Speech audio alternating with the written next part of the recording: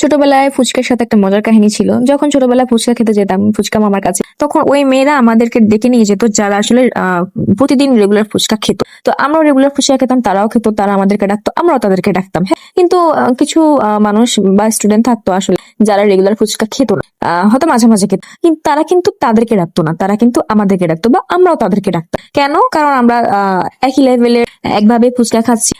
যখন তার ফুচকা খাওয়ার প্রয়োজন হচ্ছে, সে আমার সঙ্গটাকে উপভোগ করে একসাথে ফুচকা খাওয়ার সময়। হ্যাঁ, দ্যাটস ওয়াই সে ডাকে। তো জীবনে আসলে এমন অনেক সিচুয়েশন থাকে, তুমি যখন যার লেভেলে যাবে, তোমার লেভেল অনুযায়ী তোমাকে মানুষ চুজ করবে। ঠিক আছে, তোমার লেভেল যেটা হবে মানুষ তোমাকে সেইভাবেই চুজ করবে। তুমি যদি চোর হও, চোর তোমাকে খুঁজে নিবে। তুমি ডাকাত হলে ডাকাত তোমাকে খুঁজে নিবে। তুমি যদি নামাজি হও, না আরেকজন নামাজি তোমাকে খুঁজে নিবে। তুমি তোমার লেভেল জাস্ট আপ কর, দেখবা যে তোমাকে সবাই তোমার লেভেলেই খুঁজে নিবে। তোমার দায়িত্ব জাস্ট লেভেলকে আপ কর। ঠিক আছে।